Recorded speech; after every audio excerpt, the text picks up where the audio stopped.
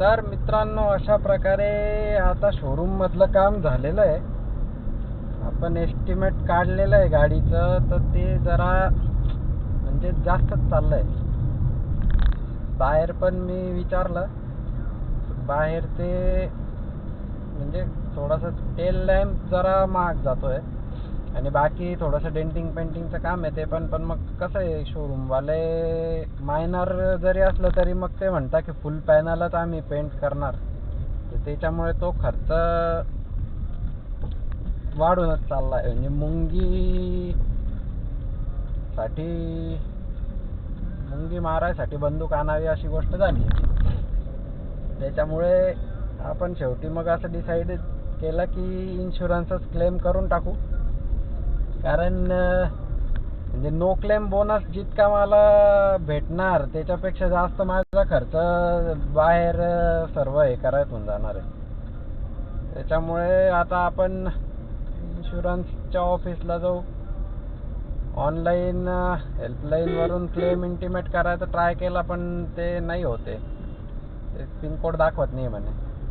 असं म्हणजे एकदमच मला कधी कधी असं वाटतं ना की मी एकदमच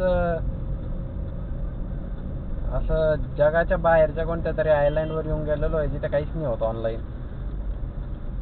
त्याच्यामुळे आता आपण चाललो इन्शुरन्सच्या ऑफिसमध्ये. तिथे जाऊन पाहू काय म्हणता काय नाही. तसं डॉक्युमेंट वगैरे तर मी काहीच आणलेले नाही आहे, फक्त एक तोंडी एस्टिमेट घेतलं शोरूममधून आणि म्हटलं मी सांगतो काय करायचं. कारण की आहे ना, मला मग गाडी इथे सोडून जायचं म्हटलं तर रिटर्नची अरेंजमेंट करावं लागेल थोडी, आहे ना.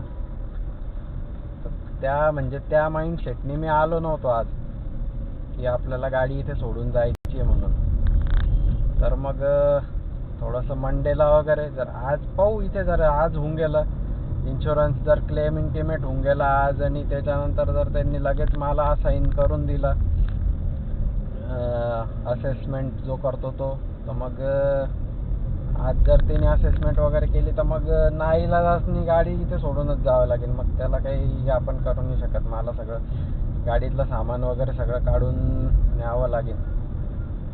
त्यांनी सांगितलंय विदिन 7 days क्लेम इंटिमेट करता येतो. तर मी आता पाहतो, जातो ऑफिसला, जातो तिथे जराशी इन्फॉर्मेशन घेतो काय काय डॉक्युमेंट्स वगैरे लागतील. मग त्या हिशोबाने उद्या नाही तर परवा वगैरे, नाही तर मोस्ट प्रॉबब्ली मंडेला वगैरे मी घेऊन येतो सगळे डॉक्युमेंट्स वगैरे. मग तसं त्या हिशोबाने मी कोऑर्डिनेट करतो. म्हणजे कसं आता गाडीत सामान वगैरे आणि गाडी तिथे सोडायची 10 ते 12 दिवस त्यांनी सांगितलं मला शोरूमवाल्यांनी, की 10 ते 12 दिवस तुम्हाला हे लागेल. अरे कसा रे, 10 ते 12 दिवस तुम्हाला लागतील तर त्याच्यासाठी थोडीशी तयारी करून यावं लागेल ना. तर म्हणजे आपलं हे डॅश कॅम वगैरे सगळ्या गोष्टी काढून घ्याव्या लागतील मला. 10-12 दिवस गाडी त्यांच्याकडे राहीन तर 10-12 दिवस आपल्याला सुट्टी असं आहे. तर काय करावं बरं. पहा, असं असतं, गरिबी में आटा गेला, दुष्काळात 13वा महिना, ती सर्व गोष्ट आहे. पण एक आहे, मी बाहेर पण विचारलं, त्यांनी मला सांगितलं एक गाडी 3,000 पर्यंत, 2-2.5 हजार पर्यंत खर्च लागणार आहे पेंटिंग पेंटिंगचा. पण जो रिअर टेल लॅम्प आहे तो आहे आपला 5,000चा, म्हणजे अर्धाच. एका साईडचा तर डिक्कीवाला तर चांगला आहे, त्याला काहीच झालेलं नाही आहे.